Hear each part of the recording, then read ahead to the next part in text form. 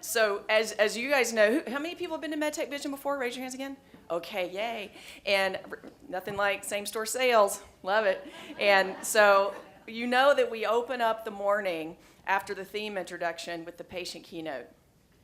And the reason that we do that is because, at least in our lives, prior to MedTech Vision, we could not come up with one conference that we had ever attended in our careers that a patient spoke. And so we said, okay, well, we can fix that. And so we open up every single MedTech Vision with a patient keynote that is relevant to the theme. And so I got assigned the task this year of sourcing the patient keynote. And I'm like, well, that's great. I know nothing about digital health practically. And, you know, I don't really touch patients. So let me definitely be assigned that. So I start Googling. Digital health and patients, and I TED Med, and after a couple of, because I keep finding people that are basically Facebook personalities, and not that there's anything wrong with that, but they're, you know, raising money for their own disease state through Facebook, and that's who I kept coming up with until I found Lisa. And I happened up on her blog, and then I went to her website, and then I saw her on YouTube, and I was like, this is our patient keynote. And then I just had to find her. And she's really responsive to email, so it was actually pretty easy. So we're really thrilled to have her. So let me tell you a little bit about her background. And I will say that we were talking last night, and if you're in Finland, you pronounce her last name one way. If you're in the US, you apparently pronounce it differently. So I'm going to be geographically agnostic and say, depending on where you're from, it says either Lisa Maki or Lisa Maki. I'll just say Lisa. So let me tell you a little bit about why she's here and why she's perfect to do this year's keynote. So in response to Lisa's difficulties for finding a treatment for a serious spine injury, which you're going to hear about, she co-founded PokitDok to allow consumers to see all their therapeutic options and shop directly for healthcare providers in an open and transparent marketplace. Before founding PokitDok, she co-founded and led Belief Networks, a predictive analytics and semantic intelligence technology startup. I don't know what that is. Focused on content and advertising optimization. I know what that is. Belief Networks was acquired by Benefit Focus, a health and employee benefits company which had its IPO last year. Earlier in her career, Lisa had several roles at Microsoft, yes, that one, including leading the incubation of international disaster response and recovery products, as well as being the director of program management for consumer products during the Bill Gates era. So she knows what she's talking about. When she talks data, she knows what she's talking about. She holds a BA in English from Stanford University, and we are absolutely thrilled to have her kick off this year's MedTech Vision.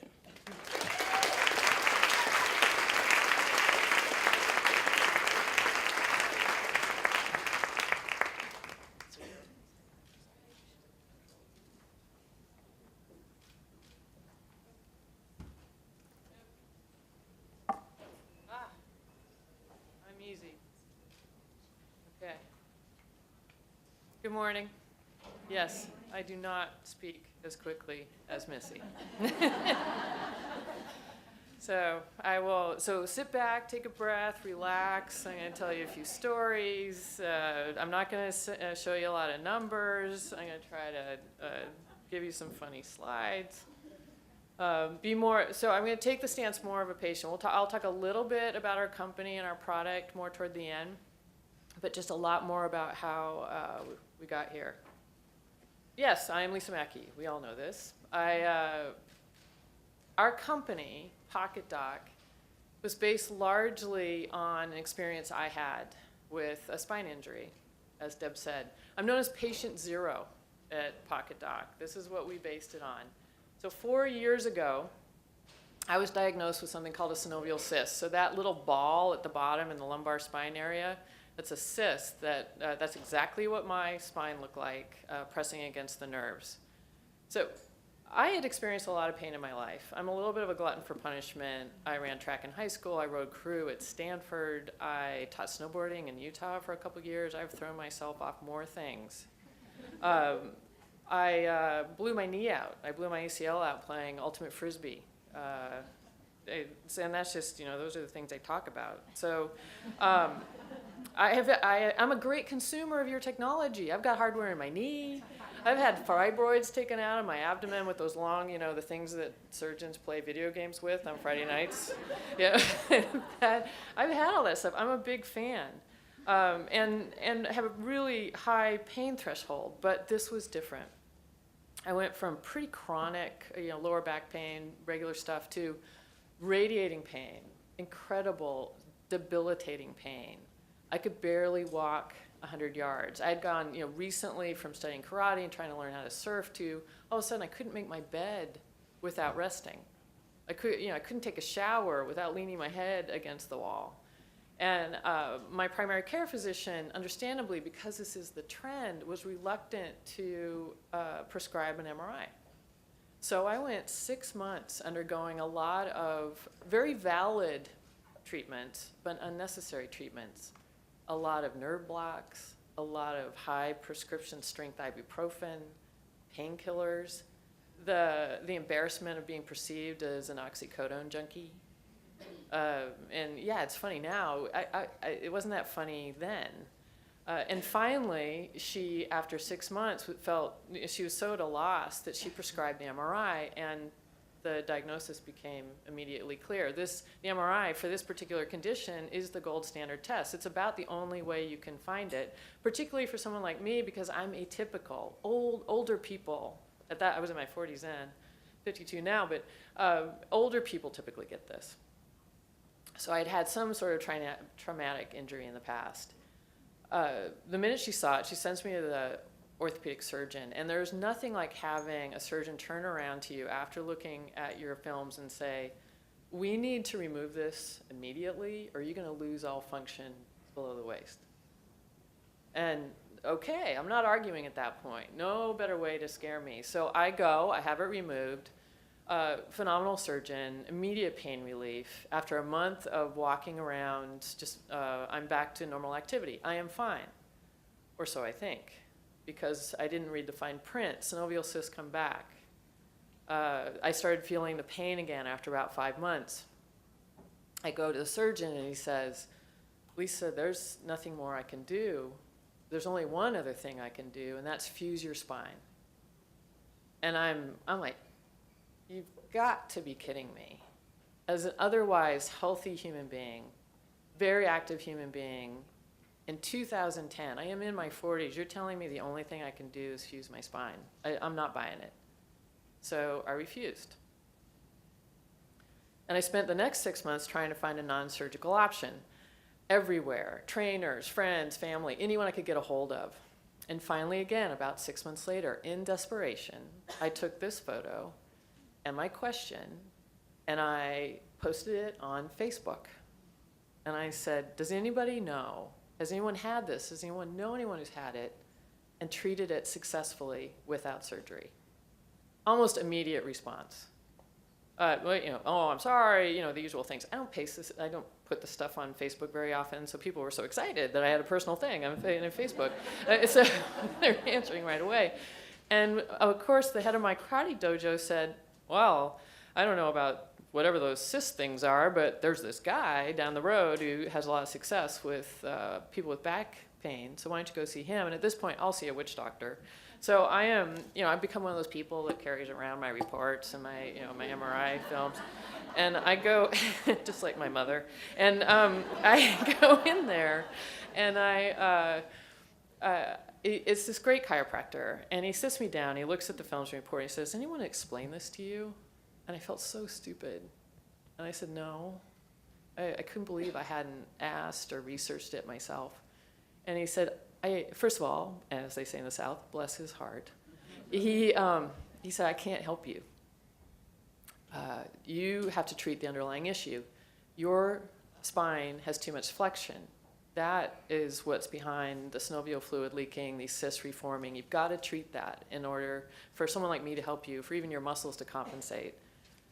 But there's a guy, this becomes a theme, there's a guy down the road at the local hospital who is running a study. He's using human growth hormone to treat people just like you, and he's having a ton of success.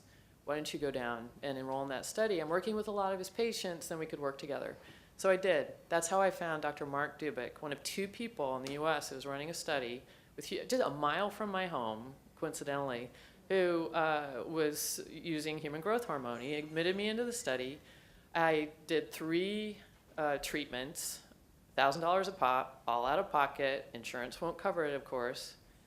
And after a month, or 3 months to 6 months, and I was also doing all this functional movement training, build my core strength, I was pain-free.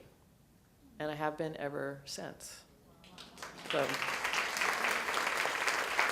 can I prove that it was a human growth hormone? No, I cannot. Maybe it was just the functional movement therapy that I've continued to maintain since. I can't tell you. I don't care. All I know is I didn't have to have my spine fused, and I can do the stuff I want to do. I returned to all, if it weren't for my arthritic knee that I need to get replaced now, I could do all the stuff that I want to do. So let me switch gears for a second, because that was enough. I was certainly passionate enough, angry enough, charged up enough to build a company then. But there was something else going on. You see, I've been making software for a really long time. I started Microsoft in 1989. I am as old as dirt in the software world. Just to put it in context, this is the year that Microsoft released the first version of Word for Windows. I personally was working in DOS. I was using Vi for email, if any of you know what that is. You are older than I am if you know what that is. So I was part of the teams that were building some of the original graphical interfaces for software. We were the ones sitting behind the one-way glass in the usability lab saying, click on the button.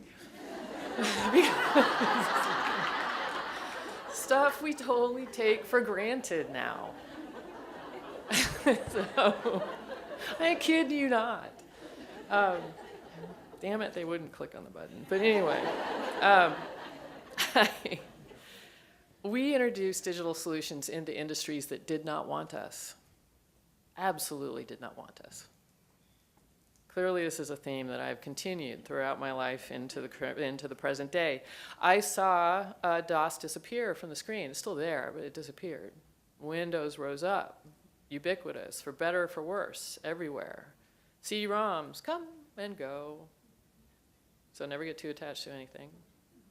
The internet happened, which was a hilarious event at Microsoft. I was there for the famous internet memo. There is an internet, and we are going to participate in it. Okay, good.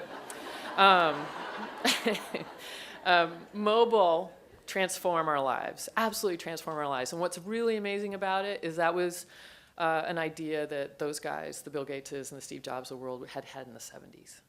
And we're finally bringing to fruition. I tell you this to give you explanation for my amazement. Here I am 20 years after I started at Microsoft, and I did not find my solution from the health system. I didn't find it by searching Google. I found it by putting a post on Facebook and asking for help. There's always 2 parts of me, that maybe it's the same for you, going through an experience. One part of me is going through it, and the other part of me is watching me go through it, kind of going, this is interesting. Why is this happening? To drive the point home, Dr. Dubik, the guy who finally cured me, was only 1 wing over in the same hospital as the surgeon who told me I had to fuse my spine. It took me 6 months. I'd say it took me 6 months to go 100 yards. I'm not going to blame either of those guys. They should have known about each other, but for some reason they didn't.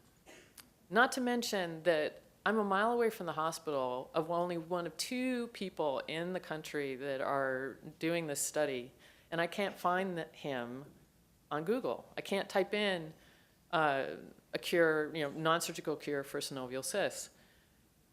So I can say with absolute confidence that since 1989, we have developed a technology to make it possible for me to find Dr. Dubik in less than 6 months. Not only does it exist, it has been around for a really, really long time. My ex-husband, total transparency here, was the guy in charge of the team that did the version of IE for Microsoft that brought down the big DOJ case. So I was the wife at 3 a.m. when he came home and said, we're going to give it away. Can you imagine? I could feel the reverberations going through the market. the technology's been around for a really, really long time. So that was enough. That was enough to say, okay, I've had this experience, and I know this isn't necessary. I know this can be solved. But still, why, and then my co-founder is watching all this with me, why did we think, as two founders with no background in healthcare, could we succeed where others had failed? And it's interesting that Missy mentioned a couple of things I'll speak to. There were two criteria in place that we felt were essential, that we always have looked for, because since 1989, between us, we have introduced more software into industries that started out by hating our guts because we were changing things. And we always did it if two things were in place. One, was there a technical problem we were uniquely qualified to solve? I'm not a doctor. I'm not going to tell any physician how to treat a patient.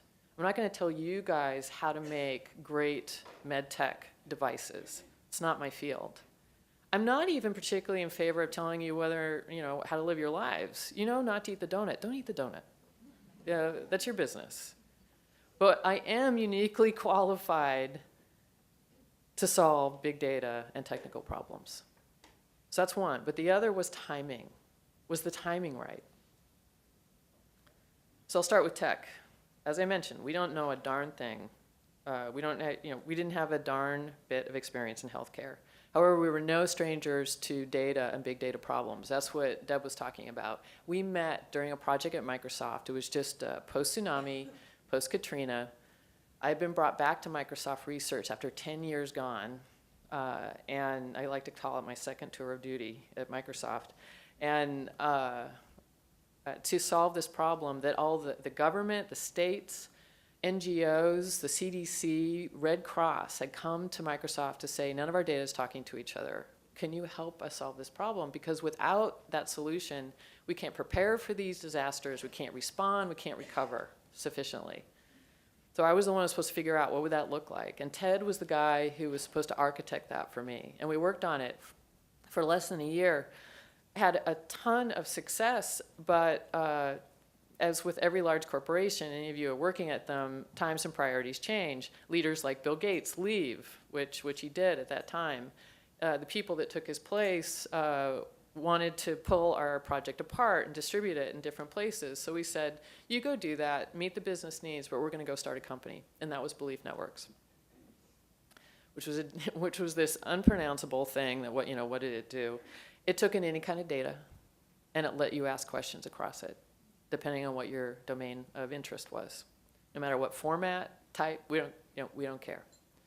We sold that to Benefit Focus, a benefits data company, and we started our trip down the amazing path of the business of health because they wanted us to rebuild their data model. So we got down into what I call the rebar level. Down way into eligibility and claims and benefits enrollment and physician search and pricing and plan design and all the different data types and PDF files and JPEGs involved in that not real-time flat file environment. And we built a semantic platform that would suck it all in. We didn't even care if you sent us a JPEG. We would suck it all in, and we would connect it to the right people, and then we'd put it back out in whatever form you wanted it. You wanted it as a loaf of bread, we'd give it to you. So, and at the same time, that's when I was going through my health problem. So again, Ted and I are looking at it going, wow, in this absolute quagmire of business data, business rules and data formats and unconnected services lies the answer to what I'm experiencing in not being able to find a treatment that's right for me and for two physicians with related treatments not knowing about each other in the same hospital. This is what we can solve. And we're uniquely qualified to solve that problem. That doesn't require a degree in healthcare. So the second was timing. And this will be near and dear to Missy's heart. There's a lot of really smart people who have tried to solve these problems in the past. Nobody likes change. And industries that are making a ton of money off the way things are particularly don't like change. They will resist it with everything they've got. The only way to push change forward is if there are market forces at play that can get past that resistance, that can push you past it. And we were convinced that there were. The Microsoft and the Googles are super smart. A lot of people ask me, why do you think you're going to succeed when they failed? A couple reasons. One, they were too early. They're just too early. They had some great ideas, phenomenal people, obviously, in charge, incredible solutions, just a little too early on the curve. There were also, we didn't completely, even at that point, understand the consumer. We even understand the consumer better today than we did then, and in this short period of time. So the timing was perfect because this shift had happened. We were already seeing it in the data at Benefit Focus around plan design and where consumers were being shifted. It was a shift in who pays. It was being shifted from the employer to the employee. All of a sudden, the consumer, the employee, was going to have a bulk of the responsibility to pay for their basic care. And when consumers start to pay, all bets are off. Behavior changes. We know that from every industry my co-founder and I have ever released software into. They start to shop. They start to demand information. They vote with their dollars. They vote with their feet. If you can't tell them what they're buying, why they're buying it, who they're buying it from, and how much it costs, and what value it is, it doesn't have to be cheaper.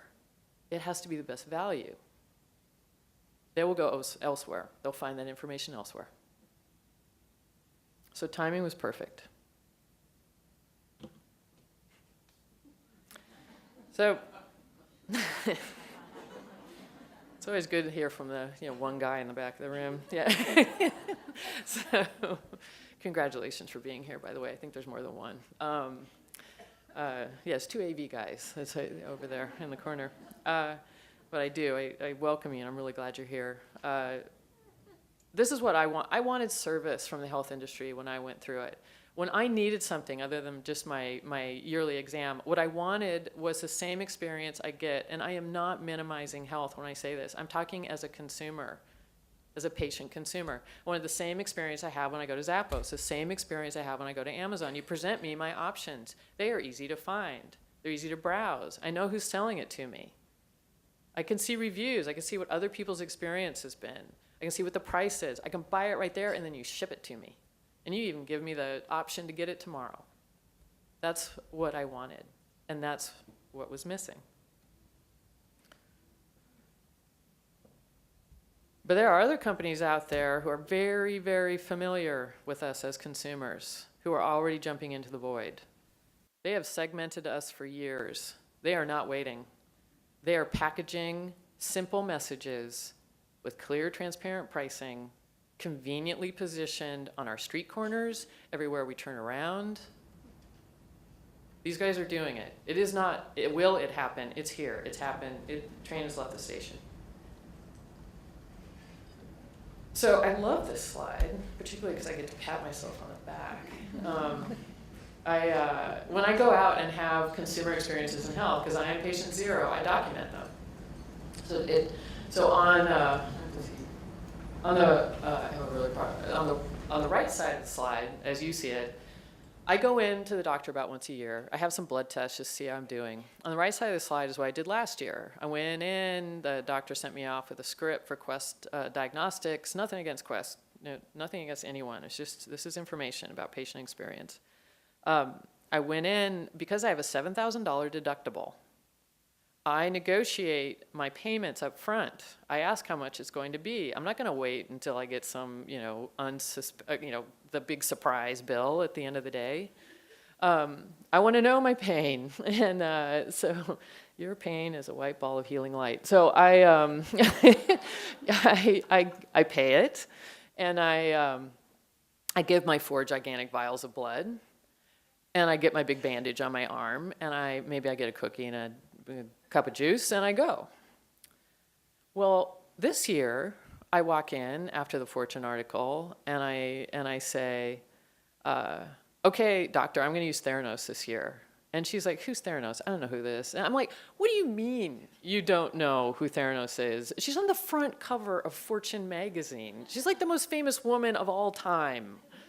I want to be her. She's a billionaire. She quit Stanford. I got my degree. I'm so jealous. And And I go, I'm gonna go do it. I'm gonna prove to you that you're wrong. This is awesome. And I go and I walk into Walgreens and I walk up to the counter. So the Quest thing, if I take away the cholesterol test that I had, cost me about $400. I walk into Walgreens, and I didn't have to make an appointment. I walk up and I say, here's my Quest script, will you take this? They said, yes. I want to get my blood test here at Theranos. I go, okay. I go, how much is that going to cost for all of those, minus the cholesterol? $28.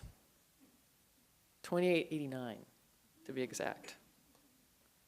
And I'm like, you gotta be, you mean just, is that a copay? It's like, no, $28 for the whole thing. Okay, so I hand over my credit card, and then I am shown into this lovely room, quiet, mood lighting, spa music. I'm watching a video. They give me this warm thing to hold. They put this tiny little prick in the end of my finger I don't even, feel. They work my finger a little bit, and I'm done. Put a Band-Aid on it, and that's the whole experience. That is a consumer experience.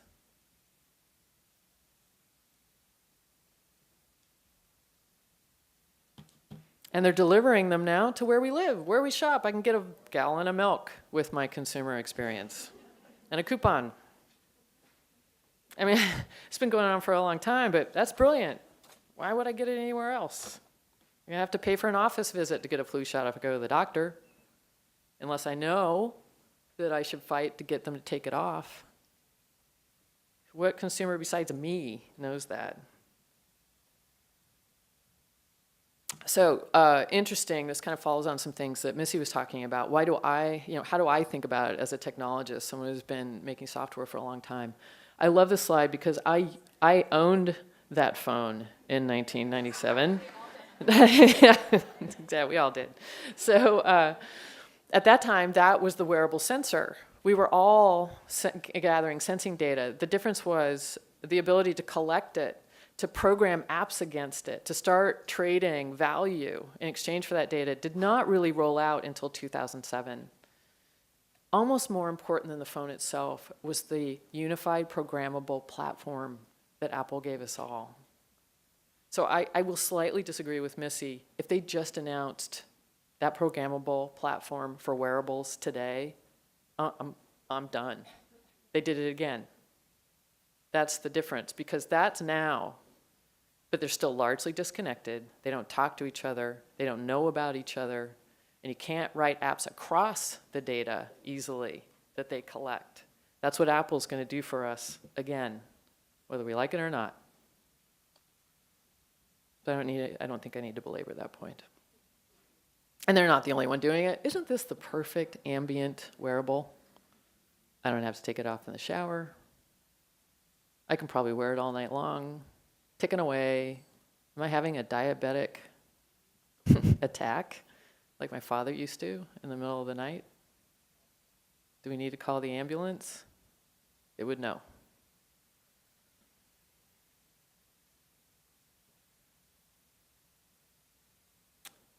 So what stands between us and connecting all of this data that will now be even programmable with hundreds and thousands of new applications, just like when the iPhone rolled out?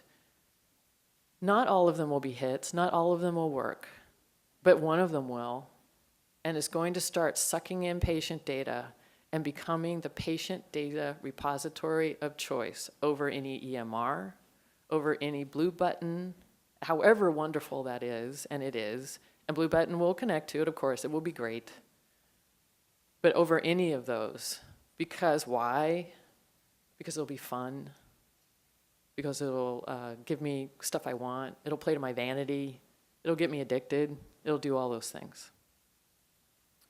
What stands between trading that data for real value? Welcome to healthcare land. This is where my business partner and I play.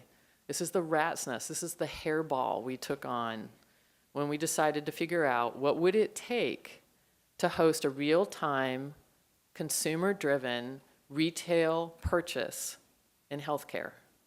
What were the services that would have to go from 48-hour turnaround to real-time? What was the data that would have to be connected so that I could shop see my options, choose, see relevant recommendations, see who is selling it to me, see the price up front, choose to pay, and if I paid in cash like I did for Theranos, have it log against my deductible. So this is where we played. We went down into what I call the rebar level, and we automated all these, not all of them, several of them obviously we threw out because they're redundant, unnecessary, and based on 1945 paper processes. But we made everything from eligibility checks, claim submissions, what's your benefit, how much of your deductible you've satisfied, is your physician in your plan, what physicians are available to you, how much it will cost for cash, what's your average out of pocket if you're using your insurance card, and yes, I will take your HCSA and I will send a claim off the back to your insurer in 2 seconds. That's what we did. And by the way, I'll talk about it in a second, we made it all available to you. So it's worth going back to the original idea of me posting that thing on Facebook. Why did that work? In addition to all that, modernizing the business of health, what was important about my Facebook post? It's because and crowdsourcing is phenomenal, but it's a little bit deeper than that. It's something that's going to, I say, must inform how you design your products, how you think about software that runs on top of it, how you market it, how you roll it out, how you think about your end consumer, whether it's the physician, me, or both. Is it has to be connected. Facebook tapped me in to a connected network of experience, of people like me, of information that wasn't controlled by someone who wanted to sell me one thing, or only knew one thing to sell me, like that surgeon. Great guy, awesome surgeon, but he only knew one thing to sell me. In order for me to get my options, I had to connect into a network that was willing to tell me more than one thing. This is how people expect to get their information now. If you are designing products that does not take this into account, basic consumer expectations around retail experiences and what they buy, and moreover, as doctors, and they are, and health systems, as they are, start to post prices, and you're the one thing outside that bundled price that still says TBD, then they're going to question that. People like me are going to question that, and they're going to go until they can find a device or a piece of hardware or technology that will post a price.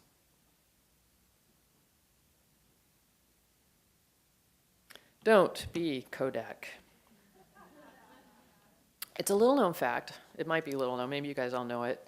Kodak didn't miss out on the digital camera revolution. As they're going down, taking a biggest digger, like we like to say in snowboarding, they still own some of the most phenomenal digital photography IP out there. They didn't miss it. They fundamentally misunderstood the consumer and the timeline. They were still arguing about how they were going to make it happen when everybody else jumped in and just did it. They didn't worry about regulations and infringement and how and this and that. They just did it. And consumers were ready, and they started taking those photos and sharing those photos and the rest. And then the software started getting involved, and then this started getting involved, and the rest was history. So do not be that. Again, if you're creating technology or device that is going to be used on a person or by a person, you have to create it in the form that they want, that they enjoy using. It's no longer just whether or not they have to use it. Because there's going to be more than one of you, and there's going to be other people out there doing it better. And connecting it into the networks that know about that person, that can personalize their experience, and can bring them additional information in real time. But there's help. I like to say there is help. We're not just saying you got to go out and do it by yourself. Just over a month ago now, we released an API that exposes everything that we have done, everything that we found to all of you. So any other company that wants to build on top of that API to have real-time access, not 48-hour turnaround, we have over 107 what they call trading partner connections to payers across the country. That services over 75% of insured lives today. We just did that in the last 6 months. We're going to add many more by the end of the year. You can get their eligibility information. You can get how much they have on their deductible. And you're like, well, why would I want that? What if you're designing a wearable wristband for an inpatient personalized experience? Wouldn't you want to know what the coverage is? Wouldn't you want to know how much they have left on their deductible? Maybe you want to space out what they're going to get so they can pay for it. What if they have a high deductible? Wouldn't you want to know something about claims history? We got the makers of the Disney wristband building that experience on our API right now. So the answer is yes. Your imagination is your friend. Think about yourself as a consumer. What do you like to enjoy in your daily lives when you aren't being professionals? You're going to want the same things around all of your products and services. You're going to need these APIs, if not from us, from somebody.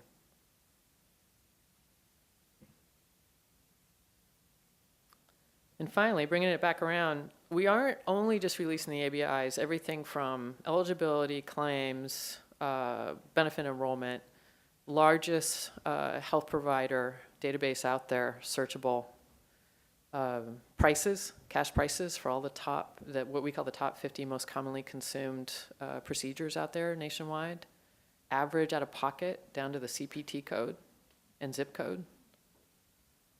So all of that information is accessible right now through this API. In addition, we dumped it all on a graph. It's another one of those things you don't have to know what it means, but what you need to know what it does. It allows us to search and combine that data in ways it's never been combined before. We have the AMA in a deal with us now because, as they said to us, which I love, you're putting data sets together we've never seen combined before. Well, that isn't just new knowledge, that's a new product that can be sold. These are new lines of business. These are new sources of revenue, to Missy's point. This is super important to you. And that, as well, to bring it all the way around to my personal goal, means that it's never going to take someone, again, 6 months to find Dr. Dubik. It's going to take less than 6 seconds. Thanks very much.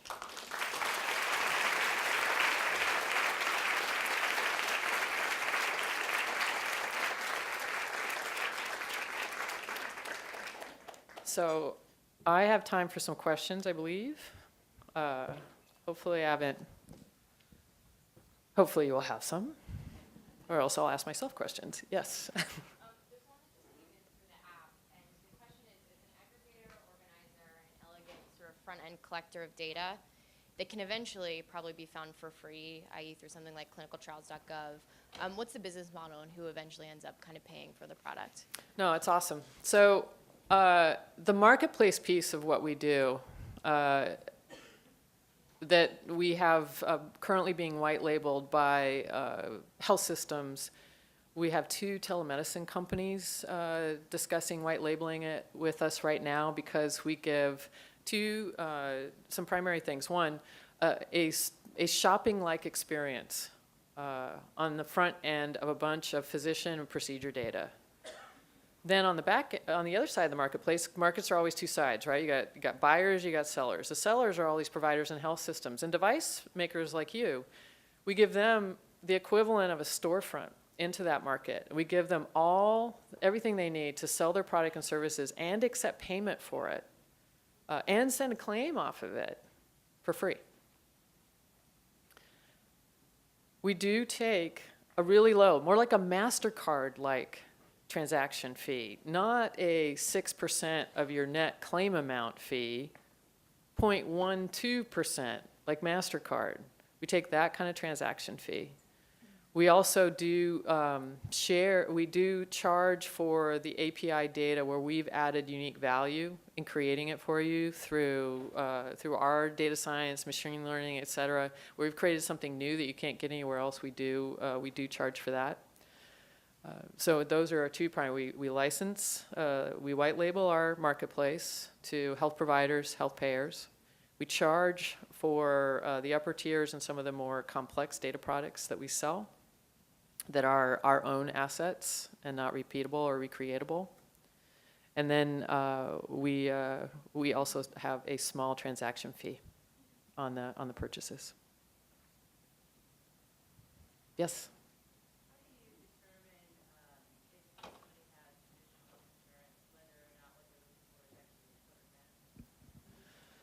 No, that's awesome. So we do. So if we do it by procedure and by provider, so they can do, every consumer shows up and searches for that can do a couple of things. One, they can see if they're eligible. If they just give us their member ID and they give us, we can actually do it by their name and birth date, we found out, but we don't like to say that. But from their member ID, we can send in that request directly to the insurer and determine, is this person insured through this insurer? Are they covered for this event? The provider can also provide a quote for that, a cash quote. And actually, it is quite contractually legal for them to report what the contracted rate is, if they know it. Hospital systems don't typically know. They send out the same rack rate to everybody, and it's the payer's problem to figure out what the contracted rate is. But smaller practices typically do, and they can contractually, although that's a common myth in the marketplace that they shouldn't or can't. But actually, if it's at the consumer's request, they can. Yes, ma'am. To me, it's much easier to work with self-insured employers because that way you can get all the personalized plan data for each employee. If you're in a situation where you're trying to get benefit and plan data from those that are fully insured, right? And or just you're trying to get into another population where you're not even working through an employer. How do you do that? I mean, I can tell you now that I'm at Box, one of my little side roles has been to sit with our HR team and to look at all of the wonderful startups that I used to look at when I was on the venture side that are now coming in and want to actually sell to Box. And it's fascinating to be in that process. We're moving from fully insured to self in this plan year. So can you talk a little bit about that? We have a lot of difficulties in a TPA situation and or even in a fully insured situation. We can't get the data. So there's two primary use cases where you don't have to be a self-insured employer. You can be, that makes it really easy, kind of along the same lines. You can be a health system with its own plan. We're working with one of those today. So they're a hybrid. They have a lot of their own plan design, and then we work with them with payers for the rest of the population they might serve. So their TPA and the payer handling it for an ACO, for example. So we handle their plan members, we handle their ACO members, and we work with that TPA, which is a payer. And so there's a couple market changes recently that are probably important to you and others. Is for the first time, this is really happening over the last 6 months, those TPAs, which are typically payers, are for the first time saying, this is actually a good thing. This is a good thing that you can negotiate a better cash price up front, because that means you're not ever going to send me a claim, Lisa Maki, with your $7,000 deductible. You're always going to stay underneath your deductible, which reduces the amount I have to pay out and reduces the cost for, in general, in the system. Whether it's good for you or not, we support it. So we will take those inquiries from PokitDok, and we will also log it against your deductible, those cash purchases, based on claims PokitDok sends. So that's a big shift, even just in the last 6 to 12 months. So it's sort of twofold. We're seeing more and more partnerships between the health systems and the payers that make this a much easier transaction. Yeah. One more. Okay. I saw it in the back. Yeah. Okay. This is just a really practical question. When you showed. Are you telling me I'm impractical? So you have your receipt from Walgreens. Yeah. How do you submit that to PokitDok? What's your system to make that an easy for your customers? No, so that's a great question. Today, you still have to put that in the shoebox, and send it in if I want to get credit against my deductible. But with my $7,000 deductible, which increasingly we're going to see, probably not that high, but we're going to see $3,500, $5,000 as a common one. Why do I care? $28. I'm never going to hit my deductible anyway this year, unless something bad happens. So I don't even bother. And that was our hypothesis at PokitDok, is that, and it's why Cambia Health System just invested in us, is they expect they came in on a strategic, they expect their plans to go primarily to catastrophic, just catastrophic, and that you and I will shop for and pay for the bulk of our basic care. So if your stuff falls within that section, listen up, because I'm going to be asking to pay for cash. I'm going to want best prices up front, and I'm not, PokitDok ultimately, if Walgreens or any other clinic is on PokitDok, and yes, are we talking to them? Sure, we are. We can just send that off the back to your payer. You don't have to worry about that receipt anymore, and your payer can log it. That's what we were just talking about here. It can log it against your deductible. In the meantime, $28. I'm too lazy to send that thing in. I don't care. It's $20. It's less than the price of a meal in Silicon Valley. So I just got all my health data. All right. Thank you very much. It was awesome.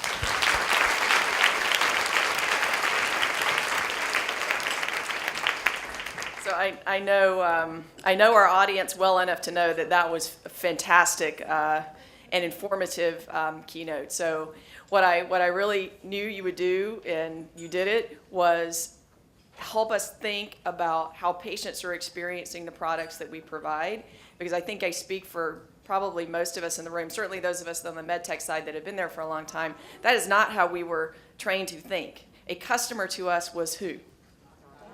Physician, the healthcare provider, not the patient. And so that's something that Lisa and I talked a lot about when she was thinking about how to do this, and it was really well done. So thank you so much for being here, and you've set a nice tone. So what we're going to do is take a break now. For those of you who may not have been to the Rosewood before, this is critical information. There is a bathroom upstairs, and there is a bathroom downstairs for women. So you're going to need to kind of divide yourselves up and manage that whole thing.